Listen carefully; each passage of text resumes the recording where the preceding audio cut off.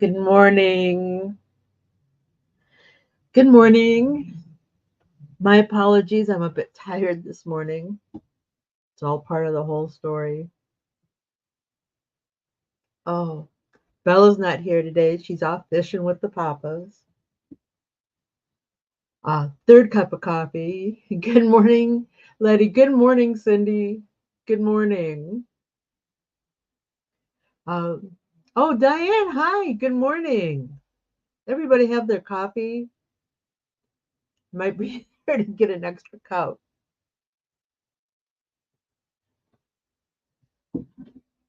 So, I know I've mentioned this a couple of times in past few weeks, months. I've been on an adventure, I've been on a journey. Sorry, my chair is iced tea and iced tea. Oh, maybe I should switch to iced tea.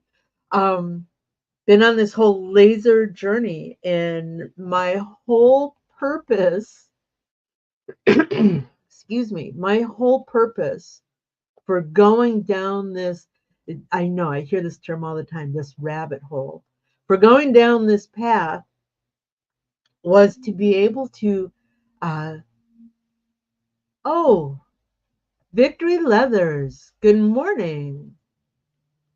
Do you have a name? Nice to see you here. So going down this whole path of laser to cut out patches after they have been stitched. Of course, I didn't bring a sample. Hi, Barb. Oh, Barb, don't get too excited. Hello, Eddie and Ginger. People, Victory Leathers is Eddie and Ginger. There we go. Good morning. And Doug is here. Good morning, Doug. Okay, so my whole idea was that right now, let me just step back. Right now, I do patch orders of 20 to 50. Kingsbury Crafts. Good morning, Gail. Um, maybe a max at 50 patches. And then after they're done, I cut them out. Good old fashioned scissors. Yep, cutting them out. Well, I was hoping that what I could do is um, stitch all the patches, glue the backing to them. The backing has that paper cover, the adhesive, the patch, and lay that down on the bed of a laser using some sort of imaging system. Uh, Take a picture of that laser bed with the patches on it, and then use a trace function in the software, and most softwares have this, um, to trace and then offset a cut line to cut it all out. Would that not be wonderful? I know people out there are doing it all the time. Our good friends, the embroidery nerds, do this. Why can't we? Right?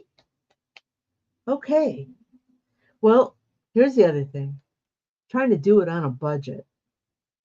And when I say a budget, I'm talking maybe $2,400. I know that still sounds a bit pricey to some people. So today, today's tale is the tale of the three lasers. I know, three. So let's get started. Back in March, I started this adventure. He does, Barb. You are absolutely right. Matt does have a laser setup that's envious. And Letty, need the guys to come and help you set it up and do a class? That would be so wonderful. So, Letty, you should set that up for your open house weekend. Or, if you get the guys to come there and set up your laser, I want to be there. You're only a 6-hour drive from me. I can do that. Just because my adventure here so far has not been a smooth path. Lots of potholes, lots of bad terrain. I know. It's sounding terrible, isn't it? We do, Letty. We need a pre-open house weekend for the nerds. Cindy, put it on your bucket list. You're gonna come up to Cindy's you're gonna come up to Letty's pre-open house weekend. Okay. So what did I do? I started this adventure back in March, figuring people can do this, we can do this. So I did buy a budget machine. And yeah, I purchased a recreate. Okay. I don't know if you've been following the whole laser thing. This is like the uh that would be a bad thing to say. This is the budget friendly, user friendly home laser machine. The thing that it does, it has a built in camera and it automatically focuses. It focuses um, so that the laser cuts where you need it to cut. And I was so excited to get this machine. So I made my first cut. Let's see if we can. I made my first cuts, and these are bamboo. Um, hang on, Barb. Don't click that buy button yet. These are bamboo cutting boards that I got at the Dollar Tree. I was doing just doing some stuff for my husband's group, but you see here it was out of alignment. Okay, so I'm thinking, this thing was shipped all the way from China. There's probably something going on. But before we address the alignment issue, the power switch stopped working. You have to turn it on and turn it off and turn it on and turn it off. Um, the power switch stopped working. I could get it on, but I couldn't turn it off again. So basically, what they're saying is that, sometimes things happen in transportation, and yes, that's all fine and good. And they were going to send me, and it was still under warranty. So they were going to send me a replacement cable that actually bypassed the built in cable, which was okay. I can handle that. And then, after warranty, I would just have my husband replace the switch with a much better switch. So that wasn't the big deal. And then, like I said, the alignment was off. And this is all happening in the space of 2 weeks. All right. So I send them another letter. Listen, the alignment is off. They say, oh, sorry for the inconvenience. Regarding the issue, please follow the steps. And I did. I followed all the steps. And in embroidery, we have that XY axis, right? Same thing with a laser. It has an X that moves it left and right, and a Y that moves it up and down. Well, it was loose. So in their steps, they taught me how to adjust it and tighten it, and it was perfect. It was great. Until I did that next test. What do you see here?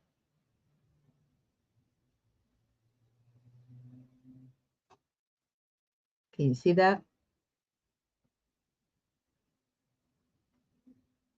Um, it's burned. It was a fire. It flamed up. The the machine was not moving. The head of the machine was not moving. It was burning in one area. Yeah, very big yikes. Very big yikes. So honestly, the cable thing I can deal with that. I can fix that. The alignment, yeah, they got that fixed. But Here's the other thing that was really scary about this. All the safety features, you're supposed to be able to cancel the job in software. It didn't work. Yeah, I have the fire blanket and a fire extinguisher. Letty is saying that she has a fire blanket to put beside the machine just in case. And those fire blankets are amazing. And they're reusable. Okay. So all of the safety features failed. You're supposed to be able to turn it off at the software. It didn't turn off. You're supposed to be able to hit the power button, and it's supposed to stop instantly. It did not stop. You're supposed to be able to lift the lid, and it should stop. It's supposed to stop. And remember, all this time we still got. I'm trying to go through the whole process, and I got flames here. I guess thinking back, I should have addressed the flames, but I still needed to get the laser to turn off because you can't open the laser because of the danger with the whole eye thing. So I lifted the lid, and yes, it turned off. And I'm breathing a sigh of relief. I get the fire out, and then I put the lid back down, and it started again. It's not supposed to do that. The only way I could get this thing to stop was to unplug. Because remember, my on-off switch isn't working. I had to unplug it from the wall. So at that point,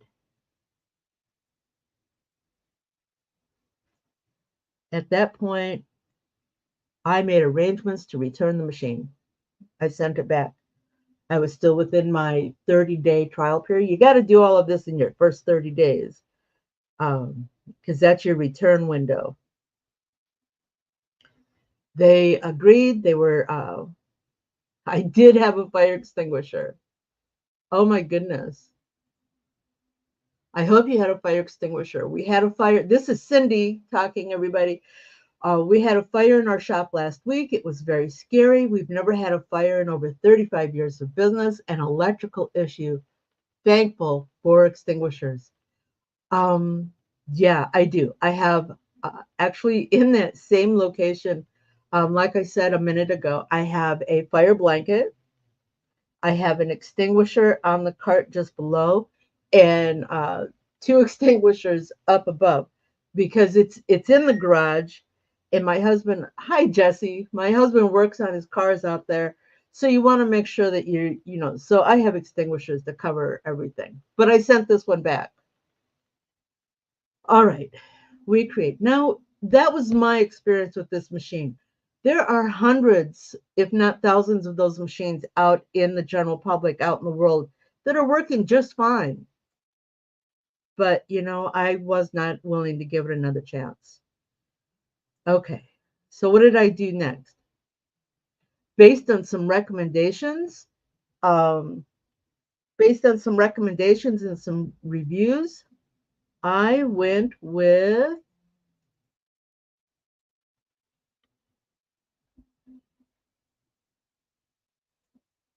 Barb, you are so wise. Fire extinguishers in the laser area and the craft rooms. Yep, you are so smart. So I went with the S1, the X-Tool S1. Now, like I said, I do a lot of review work. I look at everything before I get too crazy with something. And this one actually came with a review from somebody that I trust, somebody who's been using it and I trust. So I bought it. Now this one was a pricier. This one was like $2,400. Um, but here, oh, Cindy, was that this week? I missed part of the show. Let me know which episode that was. I'd like to go back. Um, so I bought the S1, and I bought the S1. The thing that got me excited about the S1. Now remember, this one does not have a camera. The thing that got me excited about the S1, thank you, Cindy, is that they have a feature called Preview Snap. Basically, what you're supposed to be able to do is use your cell phone to take a picture of the laser bed, and anything that's on the laser bed will pop up in the software. I don't know if you can't make them out, but there's little rings, there's little dots here. Those are calibration stickers. You put them on the bed, you go through a whole calibration setup, you take your picture, it goes over to the software, and from there you can trace and or make your lines, um, and it will cut at that position. Where's the other picture? Yeah, and then with that, they also have something. Now on this screen, they call it a smart fill, but basically what it is it's a batch fill. You highlight, you place your cut line where you want it, or your engraved line where you want it on one of the items, and then you highlight all of them and fill, and it will go around and lay, theoretically, it will go around and lay that same design in the same position on everything that it sees that is the same shape. Would that not be wonderful? Would that not be awesome for cutting out patches? Patches? Yeah, it doesn't work. It doesn't work. There's some stitch patches, my little dots. Um, Here's another set with the batch, but look, those lines are perfect. Can you see that? Those cut lines are exactly where they need to be. Yep. Let's see, is this my, let me find the right snapshot, batch fill, and cut.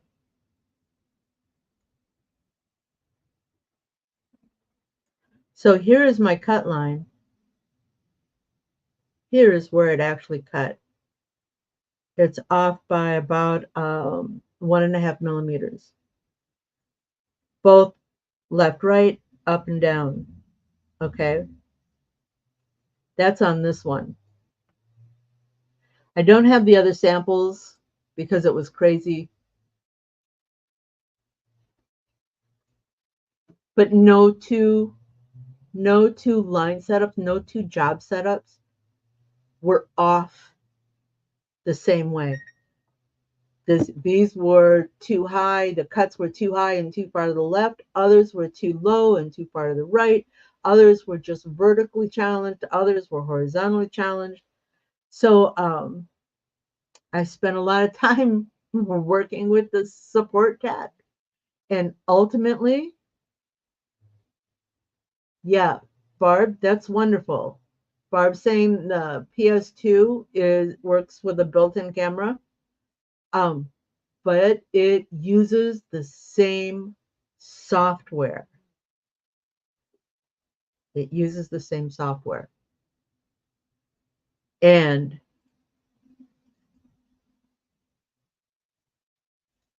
working with tech support, and this has been going on for 2-3 weeks, working with them.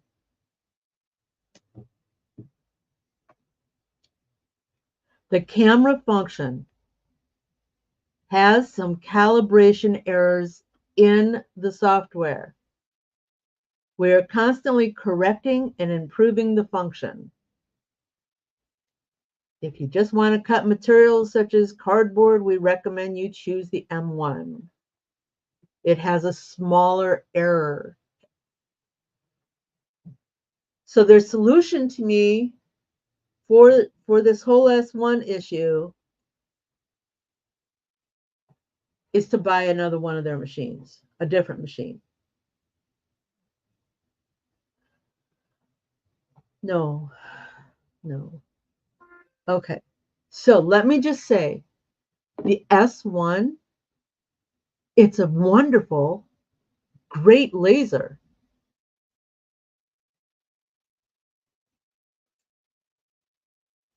This demonstration, Barb's asking me which software I'm using.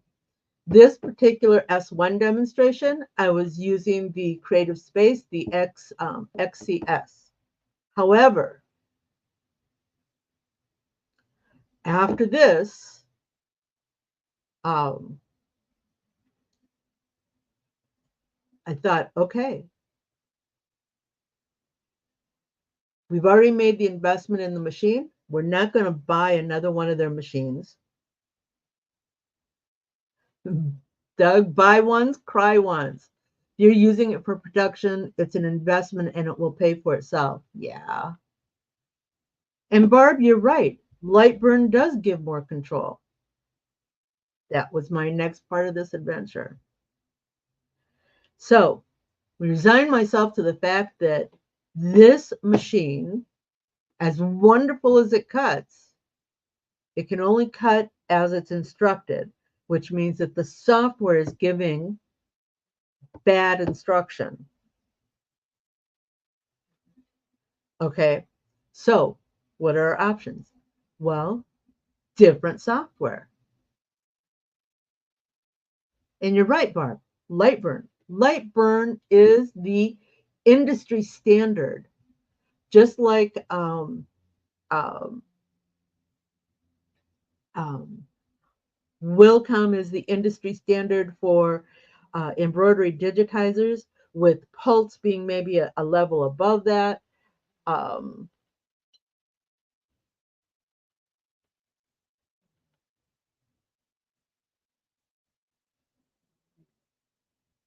Cindy wants to know about going back to doing patches the old way. I haven't looked at his since I've been on this journey, Cindy. I have not gone back to look at his process again. But yeah, that's an adventure. That's a place to go. Okay, so um, Lightburn. Lightburn sells aftermarket cameras. Did you know that? Yep. Lightburn sells aftermarket cameras.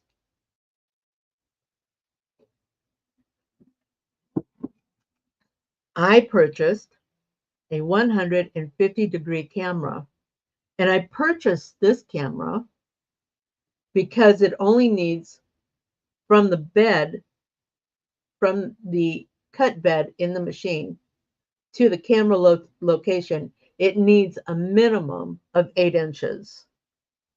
Now, if you go back and you look,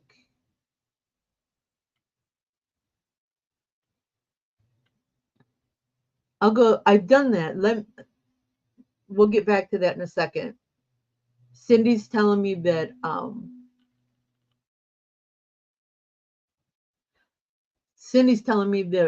Romeo does a final step. He hoops on clear vinyl and then pops them out. I've done that, but I always have a hiccup, which is what I'm trying to avoid here. And Doug is saying he's also looking at lasers, looking at other stuff you can do. Greatly increases what you can offer in your product line. Leather patches to put on hats, cutting wood, acrylic, etc. You're right, Doug. Lasers do an awesome and amazing job at that. In fact, that's my Christmas list this year. Is I'm doing laser cut gift items for family and friends. But back to Lightburn. So I bought this camera. Now, the going back, do do do. If you look at, there is not 8 inches here. Okay, I disagree. Doug is saying that a diode laser is very limiting. I had somebody tell me that a diode laser can't cut white fabric. I can breeze through white fabric. My patch fabric, I can breeze through that. Can't cut clear acrylic, but you can cut clear acrylic if you cover it.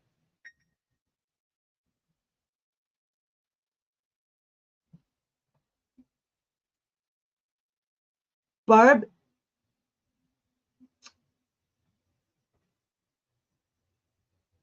do a test. I'll even give you a paper copy of a patch set to do a test. Okay, but there's not 8 inches here. So how did I get 8 inches? Well, please keep in mind I've been on this adventure for a while.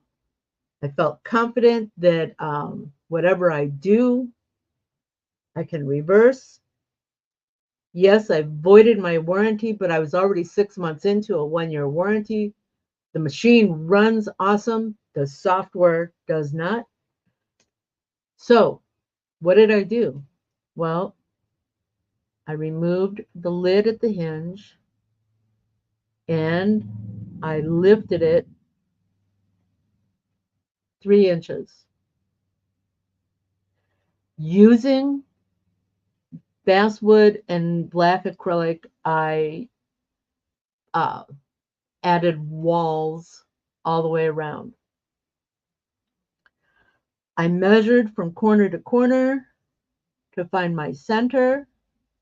Actually, it was more quarter to corner because the laser head goes further back.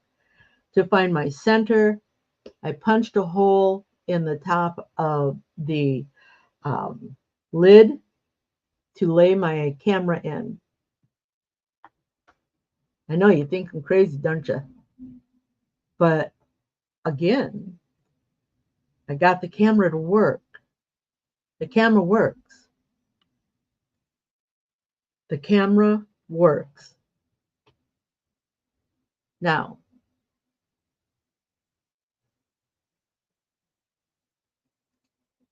you're right, Doug. The working area is very important. Um, when you're working with an aftermarket camera like this, you have to calibrate it. A lot of steps to calibrating. And it wasn't working, and it wasn't working, and it wasn't working, and it wasn't here. Let me show you. I started this adventure up stitching patches, just simple name tag patches, and running them. And then I finally got tired of using all that fabric and the stabilizer and everything. So I thought, while I'm in testing phase, I will just do paper prints. But look, it's off. It's off. It's off. Now this is all light burn, and it's off. They're all like that. So I was all set to come here today and say, it's not working. And then I was watching a video last night. Yeah, I know, Letty, exactly. Um, Refunded the other one, $2,400 out here, plus the cost of the camera, plus the cost of lifting and the time and the investment. So last night at 10:30, I come across another video that says it's a light burn video, how to calibrate the camera. And I got some information out of that.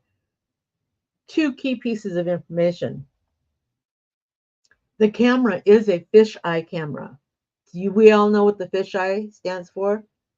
Yeah, it means that the further out it goes, the more it curves in.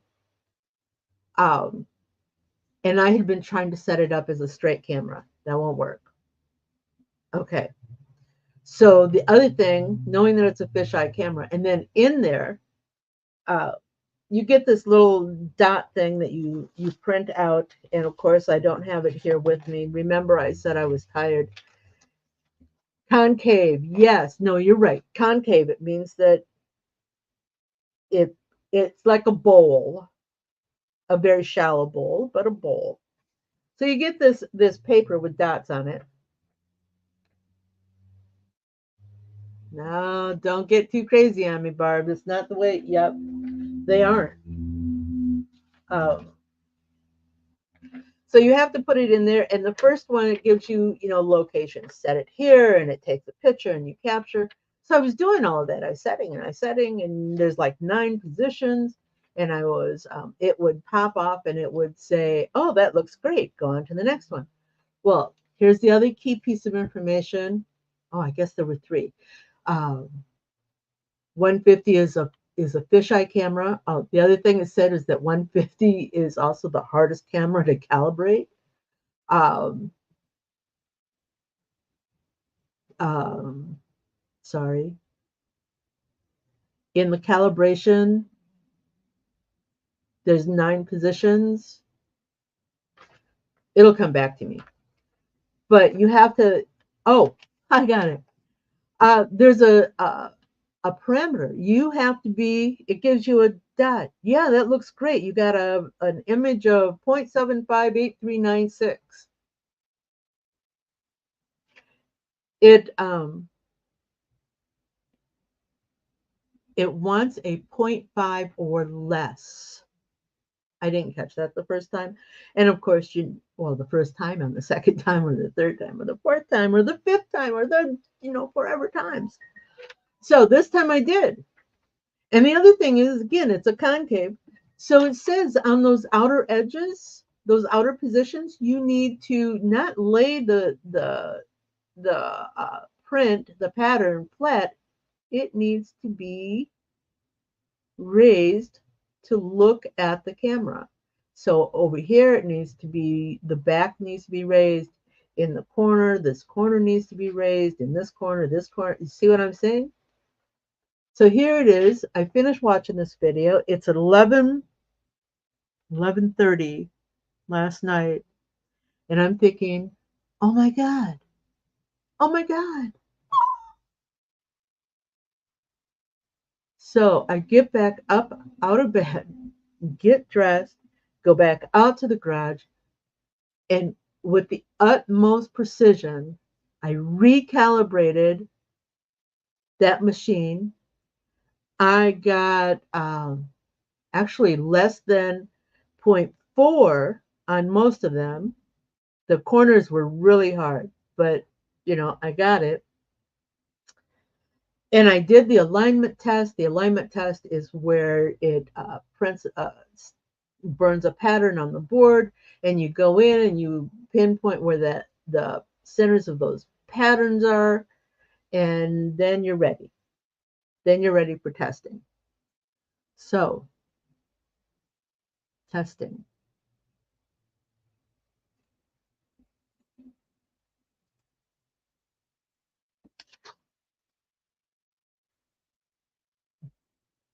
I'm running out of test woods, so that's why you see a lot of. So I'm making a circle. This is one of the test circles that was burned into the wood. So I put a cut line on top of that with the object to cut that out and see.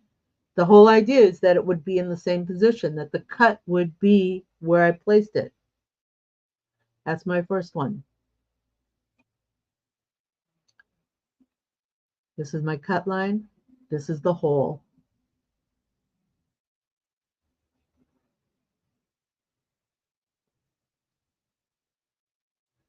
That's fine. Number 2. Where did number 2 go?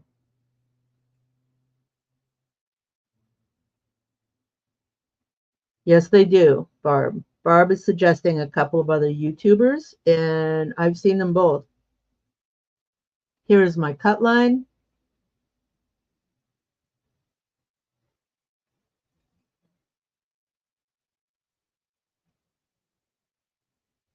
Here is the hole.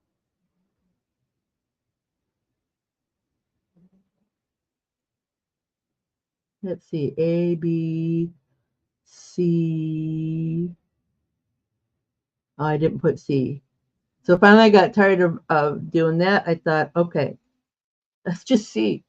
Here's a simple square. This is a 2-inch square. And here's the thing. I know it will cut a 2-inch square.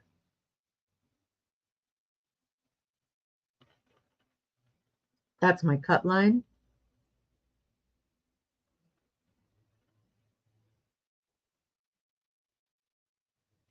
Here is the hole.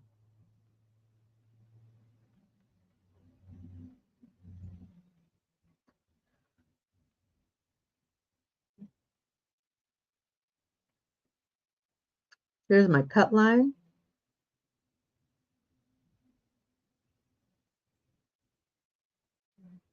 Here's the hole. Do you see what's happening here? Here's just another set of patches that I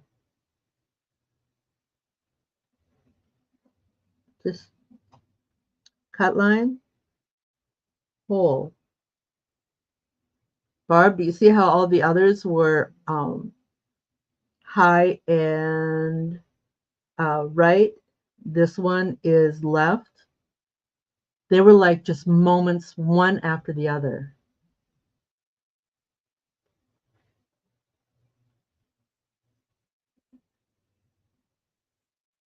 Yes, but Letty, it was closer, but it's not consistent, and I can't repeat it. So here, bottom line, yes. Oh, you noticed that? Yes, I forgot to point that out. My cut lines are all in a straight line. They were aligned, but as it goes down, it gets further and further off.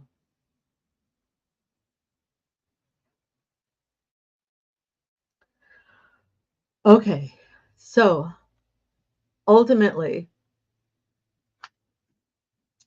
ultimately, it's not working. It's not working.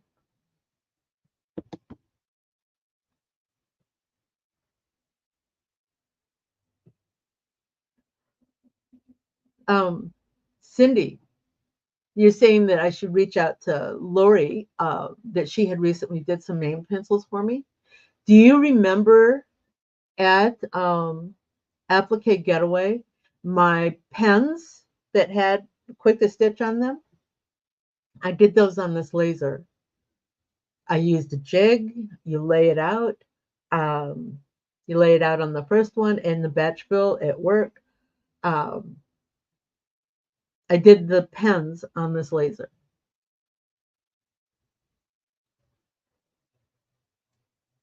So, am I done?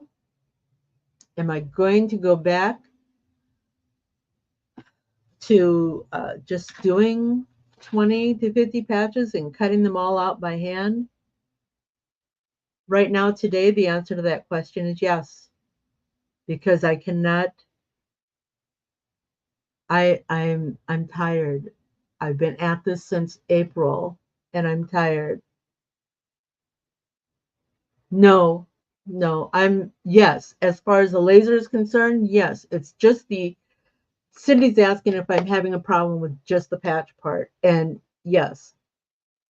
Um, as far as cutting out patches, yes.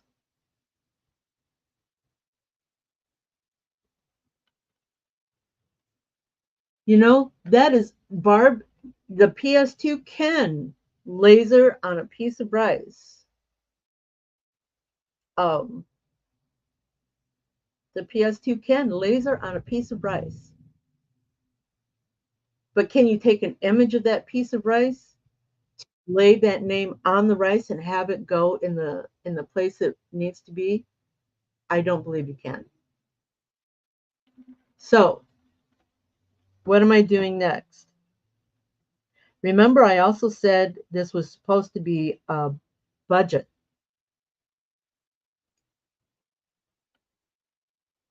Where am I going? And again, I really like the S1 for what I've done with it. I really like what it can do, as far as the tumblers and the pens. And I'm even doing projects for my husband for his CB radio repair work. Um, we're making new faceplates. You know, it works great. But for this job, it's not working. I know, Letty, how funny how our budgets get blown. That's exactly it. Hi, Scott. Sorry. So what did I do? Yeah, I'll show you what I did.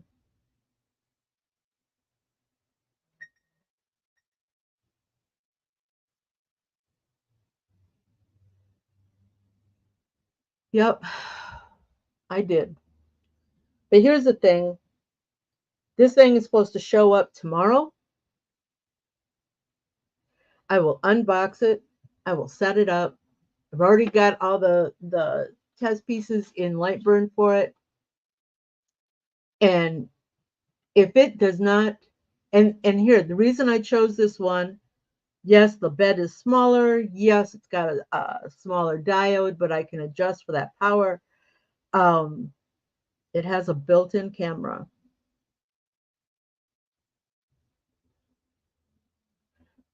I don't need to calibrate it theoretically.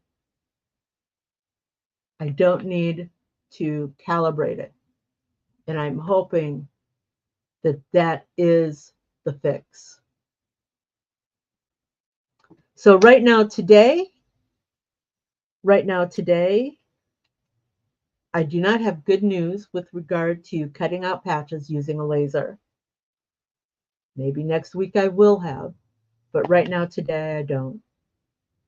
So going back to old school, going back to stitching out the patches and either cutting them out by hand or using the new technique that Cindy was mentioning earlier, stitching them on a plastic film and then punching them out. It is what it is. The camera is important. Scott, I'm actually getting to be quite good at light burn. I can trace I can trace an image with my camera to have an absolutely clean line, a clean trace. Yeah, I did that. Um, but that's just it. The camera is important. It's more important than you, it's all in the calibration.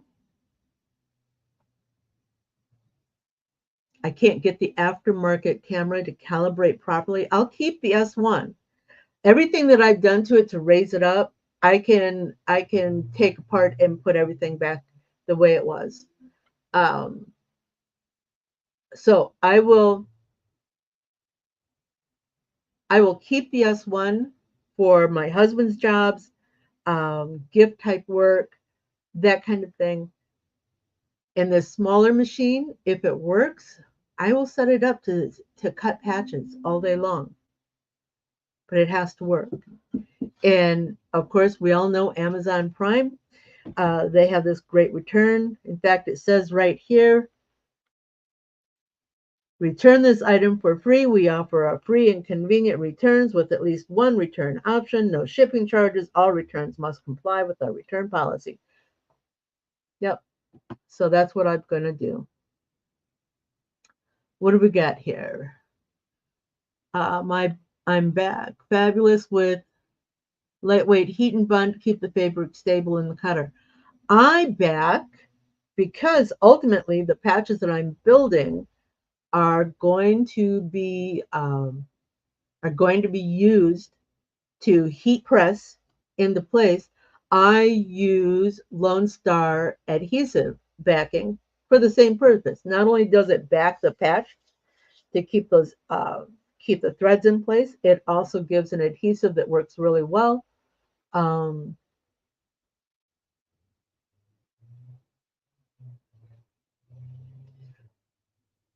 so yes, I'm trying to cut the patch, the stabilizer, the backing, and the paper. What is the I don't have a camera, so I tape a piece of paper down, cut the perimeter, and then lay my product in that window that was just created. Yeah, that's called a jig system. And that's a jig system. And I had thought about that, but not all of my patches are the same shape. So I'm making a jig for every patch. Um, for example, let's see if I can pull it up.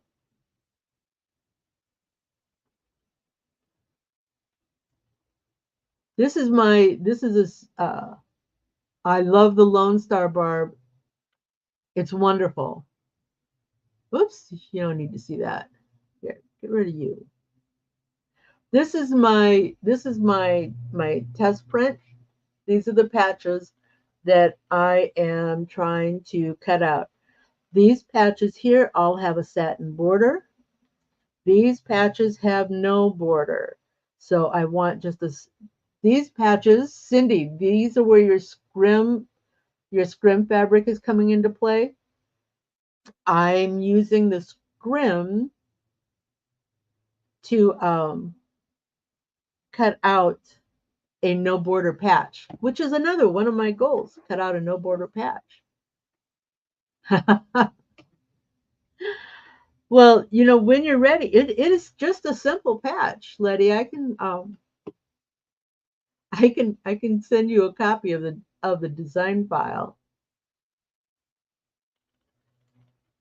Yeah, catch the replay.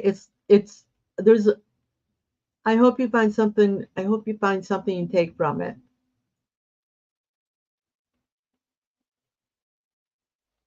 It's on your machine. Okay. So anyways, people, we're 45 minutes almost heading into an hour. I try to keep these things short for you, but there was a lot of information here or a lot of experience here that I wanted to share. So my journey is not quite over. I will make one more attempt.